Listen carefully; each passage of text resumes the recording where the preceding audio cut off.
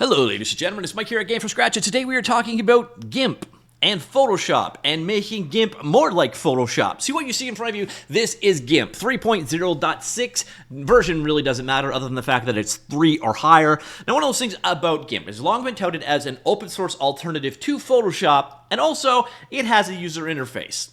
I've never heard anyone say it has a good user interface, but it definitely has a user interface. Now, if you're wanting to come from the world of Photoshop, or if you just hate the UI inside of GIMP, boy, do I have a solution for you. So right here, this is, again, GIMP 3.0.6. I'm going to show you how you can improve it. First things first, you're going to need GIMP itself. Head on over here, grab a version of it. Again, 3.0 or later. Doesn't matter which one. This will work for Windows, Mac, or Linux. I'm going to demonstrate it on Windows. And then what you need to do is head on over to this lovely project. It is called PhotoGIMP.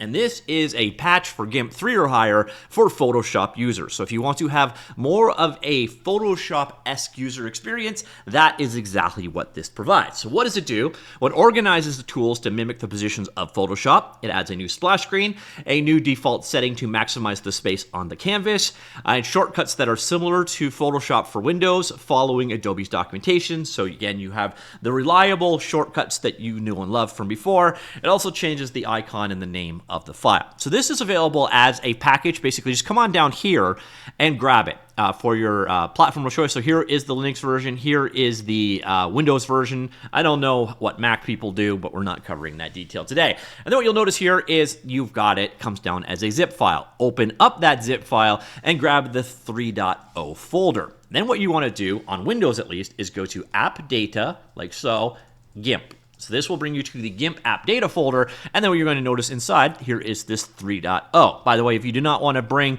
certain things over, so you don't want to replace the icon or don't want to replace the splash screen, just edit those out before you copy this over. But we selected the 3.0 earlier on. We'll bring it over here now, and we say yes, replace all of the files, and then boom, presto, we now have a new UI for GIMP. Let's go check it out.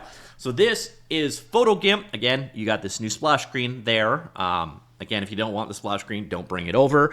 And then we will let this load in, and you will see what the user interface looks like as a comparison. So give this a second to load up.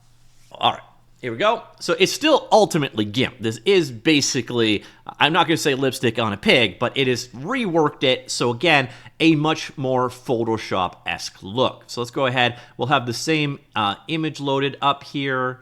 All right, here we go. So desktop atlas, load that one in and go ahead. There we go. So we'll get this exactly the same size. Zoom, fit image in window, and boom. There is your update. So you see here they've collapsed this down over here. You can also get it back to the way it was before. They've organized things so that your editing canvas, this by default was like way out here and way over here. So your default editing window would be much smaller.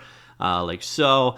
They've definitely cleaned up and changed the way things look over here. Basically, again, it is just a facelift to make GIMP feel more like Photoshop. And again, if you use Photoshop, this is going to be a much more familiar feeling than what we had before. By the way, if you want to bring it back to the state it was before, super simple. Basically, just shut down the GIMP again, go back into that app data GIMP folder like so, and delete that file. By the way, you also want to make sure that you run the package at least once before you do this, because it's got to generate this folder for it to be replaceable. So once you have deleted that, you should be able to go here, bang, and load it up. Now, by the way, if you already have an existing install of GIMP, this is going to get rid of all of your settings and everything else. So this only is going to apply to a version install.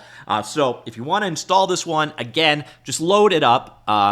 Here, let's go ahead. There we go. So we're back to the UI, their default, very cluttered, very ugly UI, in my opinion. Anyway, so I'm curious what your opinion is overall. But you can revert back and forth, but you do need to, again, run GIMP at least once before you go ahead and download this file here, and then you just take the contents of that file into app data GIMP, and you are good to go. And again, to get rid of it, just delete that folder, start GIMP again, and you are back to defaults. The only thing you could potentially lose here is if you were an existing GIMP user and you had customized settings, you will lose them when you delete that folder. Ladies and gentlemen, that is it. That is PhotoGIMP. So if you're interested in checking that one out, all the relevant links will be available down below. It hasn't updated in a while, so this is the most recent version of it. So the last version was back in March. But I don't know how often the UI updates and what they need to do about that. But yeah, let me know what you think. Also, if you like what they're doing here, drop them a star. That's it. I'll talk to you all later. Goodbye.